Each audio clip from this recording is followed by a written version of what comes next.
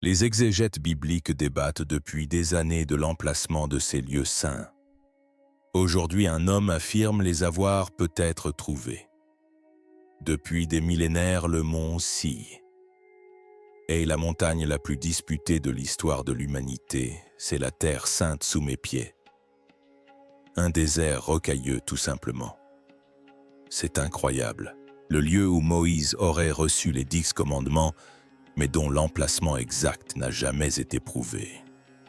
Nous sommes en Arabie Saoudite en train d'escalader le véritable mont Si. Cette année, des archéologues ont envoyé un drone équipé d'un radar à pénétration de sol, 100 fois plus puissant que tous les systèmes précédents pour scanner l'une des montagnes candidates. Les Saoudiens bloquent l'accès à ces sites archéologiques que nous pensons liés à Moïse et à l'Exode, ce qui a empêché la diffusion de vidéos et de photos de très haute qualité. Ce qu'ils découvrirent les stupéfia.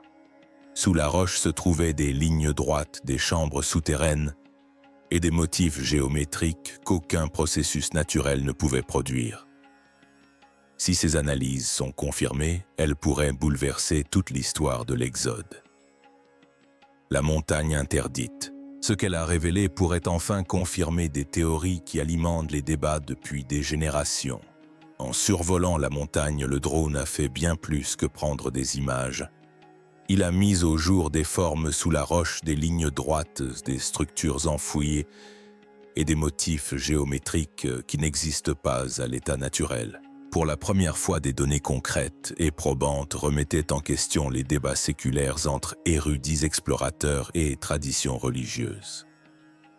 Les analyses indiquaient que le mont Si se situerait à l'extrême nord-ouest de l'Arabie Saoudite, près du Jabal Makla et du Jabal Alas. Cette découverte a relancé un débat longtemps resté lettre morte en raison de l'inaccessibilité de la région, des restrictions gouvernementales et des tensions au sein de la communauté scientifique. Pour comprendre l'impact de cette découverte, il est nécessaire d'examiner les arguments en faveur et en défaveur de cette localisation en Arabie. Les partisans de la théorie de Jaïl et de toutes les lois s'appuient sur le texte biblique lui-même. Dans l'Épître aux Galates, l'apôtre Paul écrit que le mont Sinaï se situe en Arabie. Ils affirment qu'il ne s'agit pas d'un langage symbolique, mais d'une affirmation géographique directe situant le Sinaï hors du territoire égyptien de l'autre côté de la mer dans la région connue dans le monde antique sous le nom d'Arabie. Ils font également référence à Moïse après sa fuite d'Égypte. Il vivait à Madian, à l'est du golfe d'Aqaba, où il rencontra le buisson ardent. Si Moïse connaissait déjà la montagne de Dieu dans cette région, il serait logique qu'après avoir quitté l'Égypte et traversé la mer, les Israélites se soient dirigés vers ce lieu. Les partisans de cette théorie affirment que les preuves matérielles la confortent. Au sommet du Jebel Lawz, les roches sont d'une noirceur inhabituelle comme brûlées, tandis que les montagnes environnantes sont de granit. Ils établissent un lien avec l'Exode 19, qui décrit la montagne tremblant, fumant et brûlante lorsque Dieu y descendit. Au pied de la montagne se trouve un énorme rocher fendu en deux, avec un canal lisse entre les deux morceaux. Le paysage environnant porte les traces d'un important débit d'eau malgré le fait qu'il s'agisse aujourd'hui d'une des régions les plus arides. Les croyants font le lien avec le rocher que Moïse a frappé dans l'Exode 17. Une vaste plaine s'étend devant la montagne, assez grande pour accueillir un vaste campement, et de longues rangées de pierres semblent marquer des limites. Les partisans de cette théorie affirment que ces éléments correspondent aux avertissements donnés dans l'Exode, où il était interdit au peuple de toucher la montagne sous peine de mort. À proximité se trouve une grande plateforme de pierre d'apparence artificielle. Certains l'identifient comme l'autel que Moïse aurait construit lors de la cérémonie de l'Alliance. Non loin de là se dresse une autre structure simple que certains associent au veau d'or, en raison d'anciennes représentations de vaches et de taureaux sculptés dans la roche environnante. Un haut pilier de pierre se dresse isolé non loin du site. Certains prétendent qu'il s'agit de l'un des 12 piliers érigés par Moïse pour représenter les tribus d'Israël.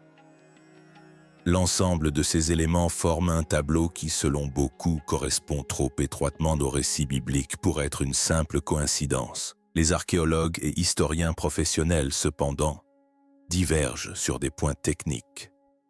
Ils soulignent que du vivant de Paul, l'Empire romain possédait une province appelée Arabie Pétrie, qui comprenait la péninsule du Sinaï. Par conséquent, lorsque Paul a dit que le Sinaï se trouvait en Arabie, il se référait à la géographie politique de son époque plutôt qu'à la péninsule arabique. Ils soulignent également que dès 2000 avant notre ère, des écrits égyptiens mentionnent une région du sud de la péninsule du Sinaï appelée Tihat ou Safet que les linguistes identifient comme une forme ancienne du nom Sinaï. Cela relie le terme à la péninsule égyptienne des siècles avant Moïse.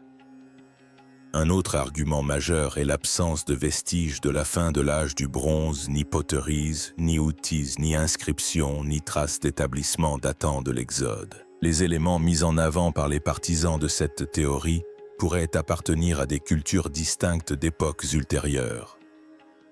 Les scientifiques ajoutent que la roche sombre au sommet est d'origine naturelle, que les blocs erratiques se forment spontanément dans les déserts, que les alignements de pierres pourraient être des marques de marquage animalier ou territorial et que les autels présumés ne présentent aucun signe d'activité rituelle ancienne. Pendant des années, le débat est resté équilibré jusqu'à ce que la technologie vienne bouleverser la donne. En 2012, des scans AR à Angkor au Cambodge ont stupéfié les archéologues en révélant un réseau urbain entier dissimulé sous une jungle dense. Imaginez maintenant un radar 100 fois plus puissant que les modèles précédents montés sur un drone et déployé au-dessus des montagnes reculées d'Arabie rarement accessibles. C'est ce qui s'est produit en 2025, propulsant la recherche du Mont Si dans une nouvelle ère. Le drone a enfin fourni des données pointant vers une montagne précise dont les motifs correspondent au relevé. Mais cette découverte soulève une nouvelle question: pourquoi cette montagne? Et qui a identifié ce site caché bien avant que le monde n'en voie la preuve les strates d'un sol sacré? Les archéologues et les exégètes soulignent que le sol près du buisson ardent était déjà sacré avant même l'arrivée de Moïse. Un détail crucial souvent négligé dans le livre de l'Exode. Lorsque Moïse s'approcha de la flamme étrange, la voix qu'il entendit ne lui annonça pas que la terre deviendrait sainte. Au contraire, il déclarait « Enlevez vos sandales de vos pieds, car le lieu où vous vous tenez est une terre sainte. » Cela indique que l'Horeb, la montagne de Dieu, revêtait une signification sacrée bien avant que Moïse ne la découvre. De ce fait, de nombreux érudits pensent que Moïse n'a pas découvert une montagne inconnue, mais qu'il est entré dans un lieu sacré préexistant. Après avoir fui l'Égypte, il s'installa à Madian, épousa une femme de la famille sacerdotale de Jéthro, également appelée Rule, et vécut parmi des gens qui comprenaient leur paysage avec une profonde conscience spirituelle. En tant que berger sous la direction de Jéthro, Moïse n'errait pas sans but. Il traversait une région marquée par les croyances midianites, où les lieux saints étaient reconnus et respectés. Parvenu à l'Horeb, il pénétra dans un espace sacré vénéré depuis des générations. Cette idée que Moïse ait rencontré une montagne déjà considérée comme divine renforce l'importance de l'histoire chrétienne ultérieure de la région, notamment avec l'essor de Saint Moïse, le monastère de Sainte Catherine au IVe et VIe siècle. Il est aujourd'hui l'un des symboles les plus forts liés à l'histoire de Moïse, mais ses origines révèlent comment les générations suivantes ont façonné la mémoire de cette montagne. Sous le règne de l'empereur Constantin le Grand, la perception des lieux saints par les chrétiens a connu une transformation radicale. Avant son règne, les chrétiens ne se rendaient pas en pèlerinage comme aujourd'hui. Leur foi était centrée sur des vérités spirituelles soulignant que Dieu était omniprésent et que la véritable Jérusalem était céleste et non terrestre. La conversion de Constantin a tout changé. Soudain, l'Empire romain entreprit d'identifier et de protéger les sites physiques liés aux événements bibliques. Son épouse, l'impératrice Hélène, joua un rôle central dans ce nouveau mouvement.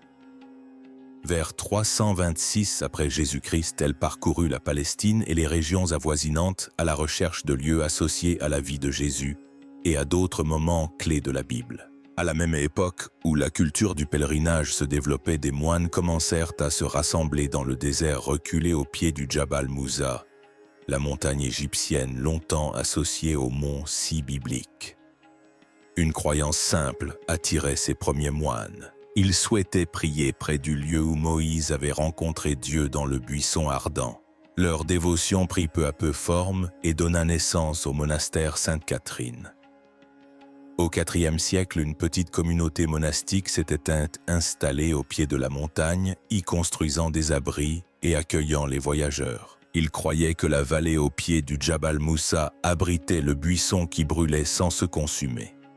On ignore si cette tradition provenait d'une tradition ancestrale locale ou si elle s'est développée lors de la nouvelle vague de pèlerinage chrétien. Mais lorsque l'histoire parvint à Constantinople, cette croyance était déjà fermement ancrée. 2 siècles plus tard, au VIe siècle, l'empereur Justinien consolida l'importance du monastère.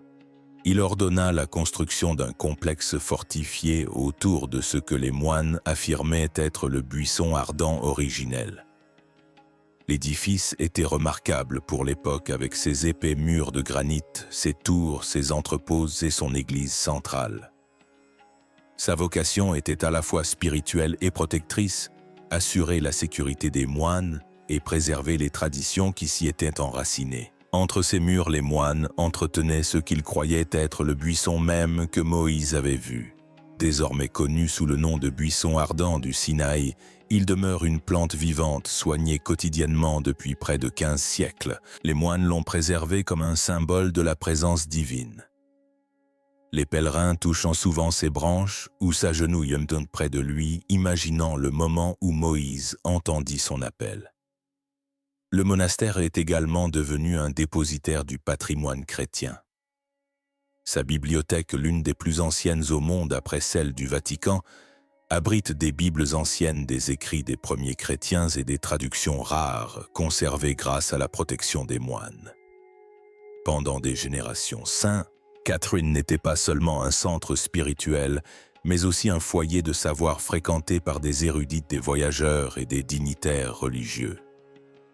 Un autre lieu emblématique du monastère est le puits de Moïse, que l'on croit être l'endroit où Moïse aida pour la première fois Zappora et ses sœurs à puiser de l'eau.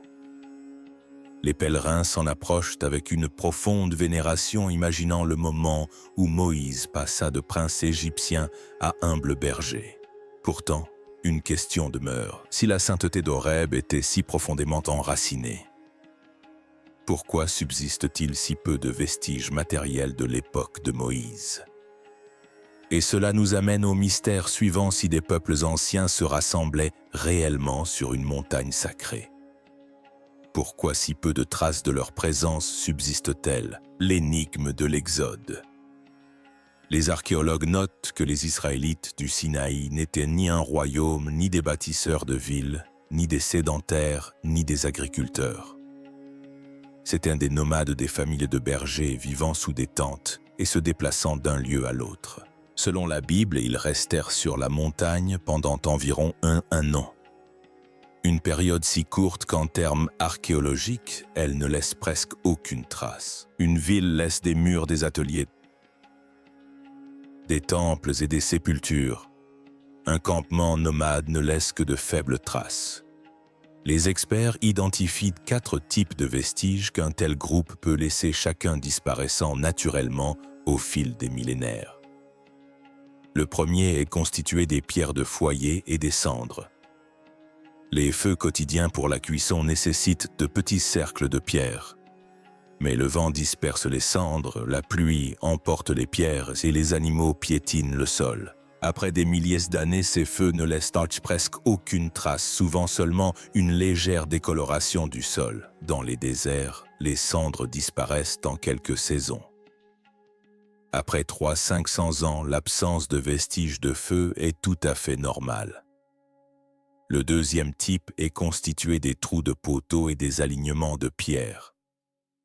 Les piquets de tentes laissent de petits trous ronds détectables uniquement par un grattage du sol extrêmement minutieux. Les alignements de pierres qui servaient à guider les animaux ou à délimiter de petits enclos sont encore plus difficiles à identifier. Plus tard, bergères, commerçants et nomades les déplacent ou les réutilisent, effaçant ainsi les motifs originaux. Le troisième type d'indice est constitué de tessons de poterie.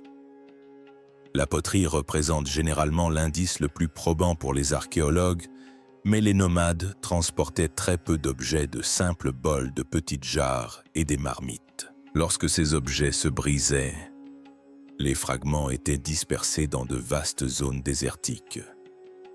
Au fil des millénaires, ces fragments se sont mêlés à la poterie d'innombrables voyageurs ultérieurs, rendant impossible leur attribution à un groupe précis. Le quatrième type d'indice est constitué de déchets enfouis et de fausses aisances. Les matières organiques se décomposent complètement sans milieu ouvert.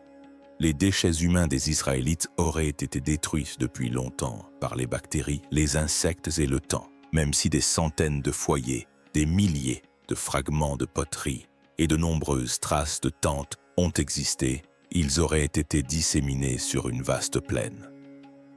Au fil des siècles, cette même région a été fréquentée par des éleveurs bédouins, des commerçants, des soldats, des pèlerins et d'autres nomades qui y ont tous laissé des traces similaires. Aujourd'hui, les archéologues découvrent un mélange de vestiges datant de nombreuses époques, rendant presque impossible l'isolement des faibles traces d'un campement unique d'un an.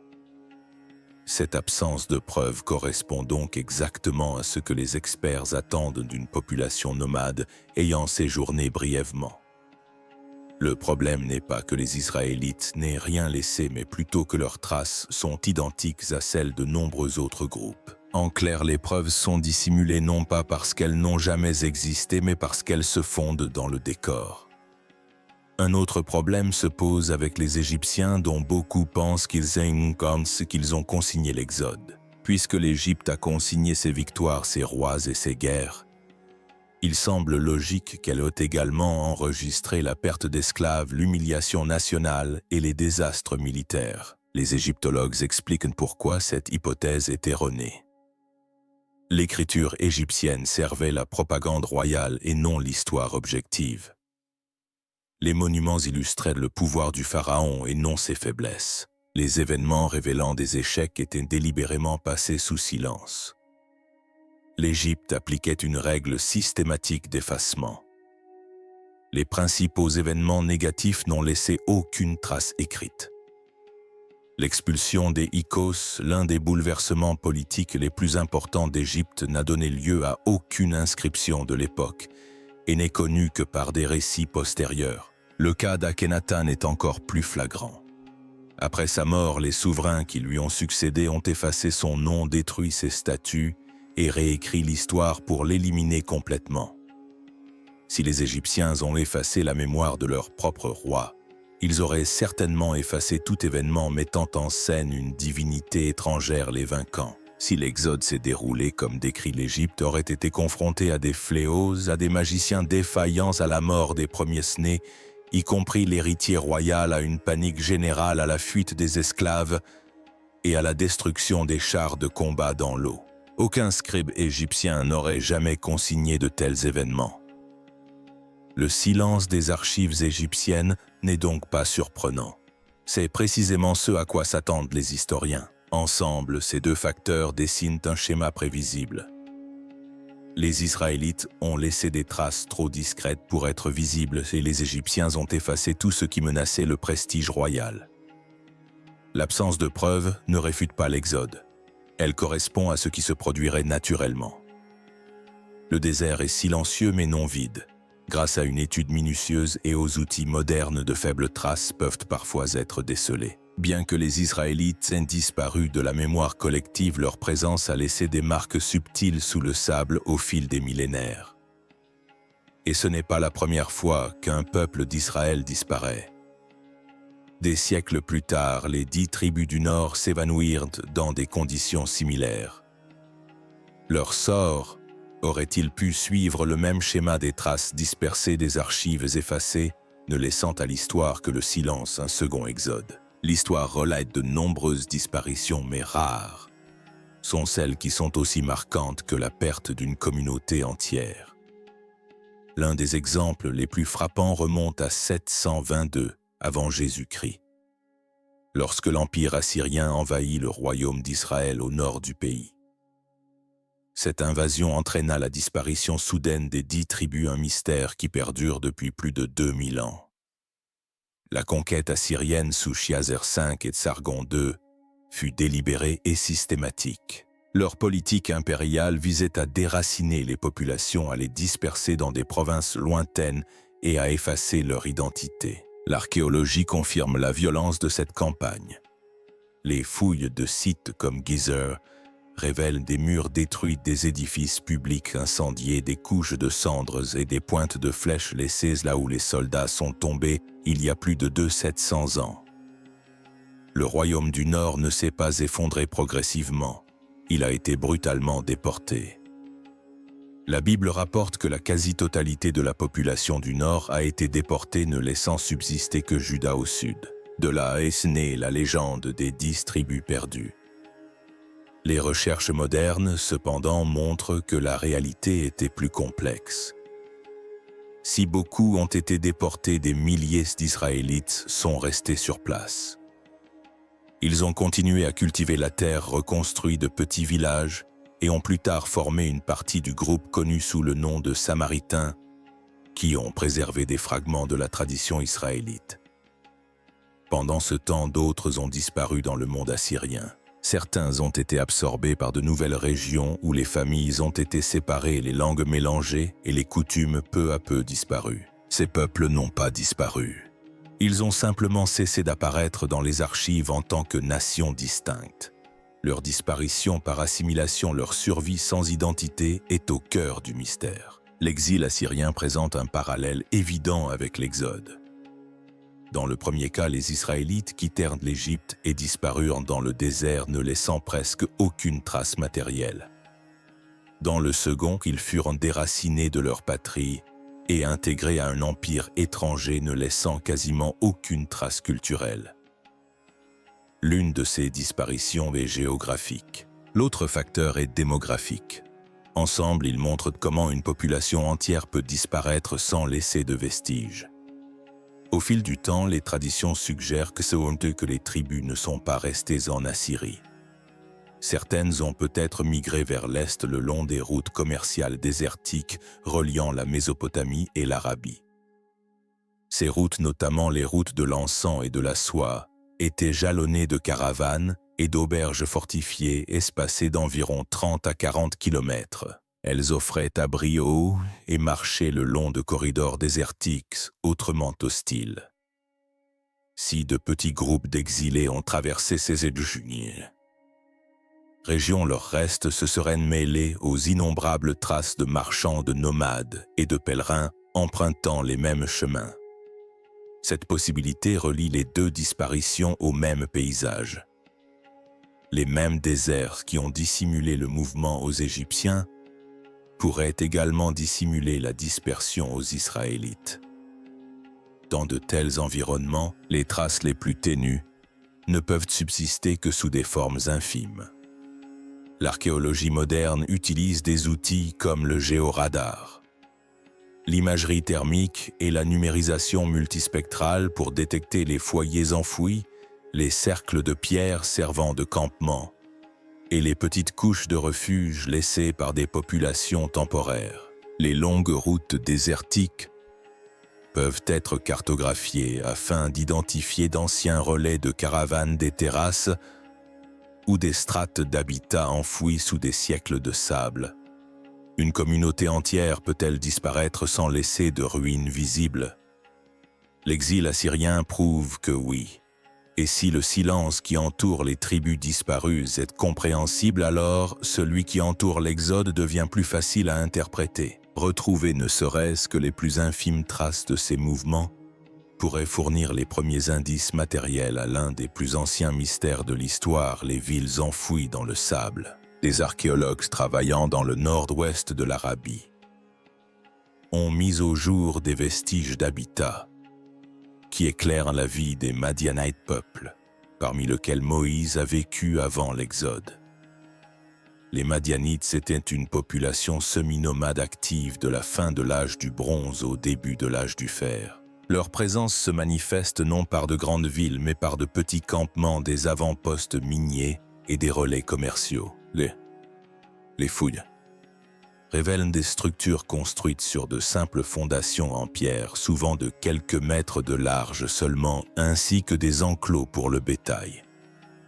La plupart des sites ne couvrent que quelques hectares, témoignant d'un mode de vie nomade plutôt que sédentaire. Un élément de preuve majeure provient de la céramique peinte madianite, identifiable par ses couleurs rouge-beige et ses motifs géométriques. Cette céramique a été découverte sur de nombreux sites de la région. Les tessons dispersés dans les anciens lieux d'habitation constituent des marqueurs chronologiques fiables. La datation au radiocarbone des foyers et des vestiges organiques associés situe nombre de ces sites entre le XVe et le XIIIe siècle avant notre ère, une période qui concorde avec la chronologie traditionnelle de l'Exode. La poterie, bien qu'utilitaire, témoigne d'un savoir-faire local constant, révélant une tradition céramique adaptée à un mode de vie nomade. Des costati, des traces d'activité industrielle côtoient des vestiges domestiques. Les fouilles ont mis au jour des débris de fusion, notamment des scories et des fragments de fours, confirmant l'extraction et le traitement du cuivre et d'autres métaux. Les sources historiques décrivent le travail des métaux comme caractéristique de cette région et les découvertes archéologiques corroborent cette hypothèse. Les sites miniers étaient situés près de points d'eau saisonniers et de petits villages se sont formés autour de ces centres industriels. Des prospections de surface et des fouilles ciblées ont confirmé l'existence d'une activité économique organisée au sein d'une société majoritairement nomade. Les structures en pierre apportent un éclairage supplémentaire. Des fondations rectangulaires, des murets et de petits enclos parsemant le terrain. Dans plusieurs vallées, des agencements de pierres circulaires ou ovales semblent avoir servi de base de tentes ou d'abris temporaires. Leur répartition clairsemée témoigne d'une structure sociale organisée autour de groupes familiaux et de petits groupes d'échanges commerciaux plutôt que d'une autorité centralisée. La présence d'ossements d'animaux sur ces sites, notamment de moutons, de chèvres et de bovins, confirme des pratiques pastorales favorisant des déplacements fréquents. Les dispositifs de gestion de l'eau précisent davantage les modes d'occupation du territoire. Les archéologues ont identifié des canaux, des fossés et des dépressions en pierre destinés à recueillir les eaux pluviales saisonnières. Ces aménagements démontrent une adaptation soignée à l'environnement aride. Des foyers et des dépôts de cendres à proximité de ces points d'eau indiquent une occupation répétée mais temporaire. L'itinéraire biblique de l'Exode mentionne des lieux tels qu'Elim, Rephod, Métabra. Les archéologues notent qu'il s'agissait probablement de campements saisonniers plutôt que de villes permanentes, ce qui correspond au modèle d'établissement madianite. Les sites géographiquement proches de ces lieux présentent une architecture minimale, des poteries éparses et des vestiges de foyers suggérant des déplacements guidés par l'eau, le pâturage et des routes commerciales établies. Ces routes commerciales laissent elles-mêmes une empreinte archéologique significative. Les chemins caravaniers reliaient le nord-ouest de l'Arabie au golfe d'Aqaba, au Levant méridional et au nord de l'Arabie. Le long de ces routes, les chercheurs ont mis au jour des relais fortifiés, des fosses de stockage et des enclos à animaux. La présence d'artefacts madianites. Le long de ces corridors confirme leur participation à des réseaux d'échanges régionaux. Des lingots de cuivre, des fragments de poterie et de petits outils apparaissent régulièrement près des points d'eau saisonniers, témoignant d'une occupation temporaire liée au commerce. L'art rupestre et les inscriptions apportent un éclairage culturel supplémentaire. Des pétroglyphes représentant des animaux, des humains et des figures géométriques apparaissent dans toute la région, offrant un aperçu du monde symbolique de ses habitants. Ces découvertes soulèvent une question importante: si les Madianites reconnaissaient déjà des sites sacrés dans la région, comment cette vénération pré-israélite a-t-elle pu influencer les rituels et les événements associés ultérieurement au mont Si, le nom et le feu?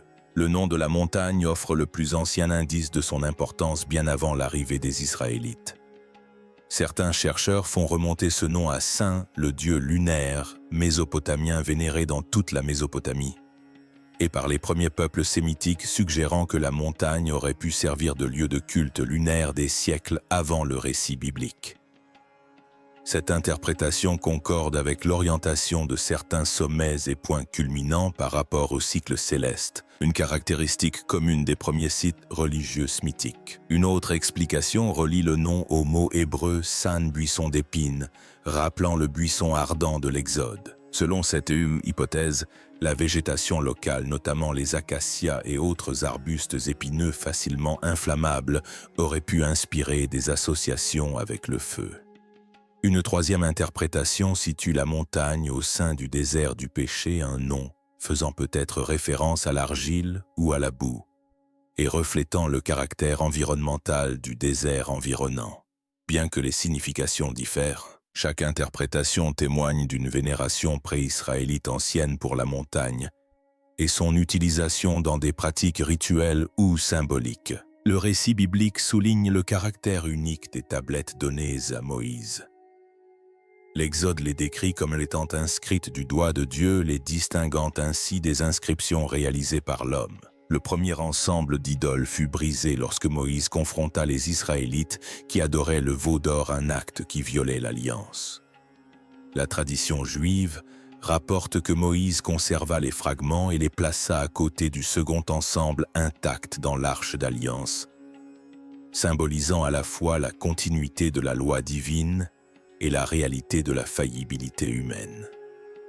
Des traces matérielles liées à ce récit apparaissent au pied de la montagne. Des fouilles archéologiques sauges ont permis d'identifier des plateformes en pierre, des enclos et des fondations qui pourraient avoir servi d'autels ou d'espaces rituels correspondant aux descriptions bibliques des cérémonies d'alliance et des pratiques sacrificielles. Des fosses revêtues de pierre et des regroupements de petits assemblages de pierres indiquent la présence d'aires de cuisson temporaire et d'enclos à bétail. De simples fragments de poterie confirment la présence humaine tandis que des ossements d'animaux épars suggèrent une activité rituelle ou domestique. Bien que modestes, ces vestiges correspondent à l'empreinte attendue d'une communauté nomade accomplissant des rites religieux en milieu désertique. L'épisode du buisson ardent pourrait refléter à la fois une signification symbolique et des phénomènes naturels.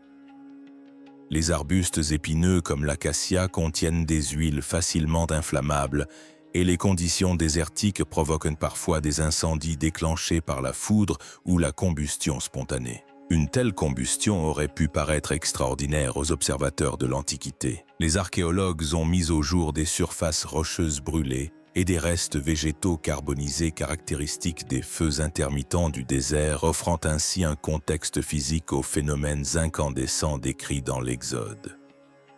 La signification plus large de ces montagnes est renforcée par leur situation géographique.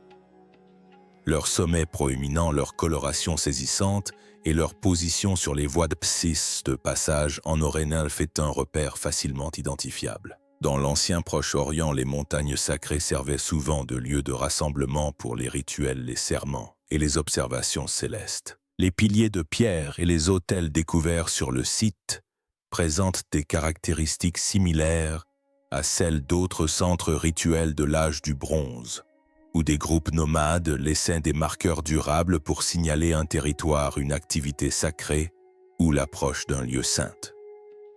Bien que les tablettes originales aient disparu, leur contexte rituel peut être reconstitué. L'Arche d'Alliance, décrite en détail dans l'Exode, servait de réceptacle portatif pour les objets sacrés, et sa présence sur la montagne souligne l'importance rituelle du site.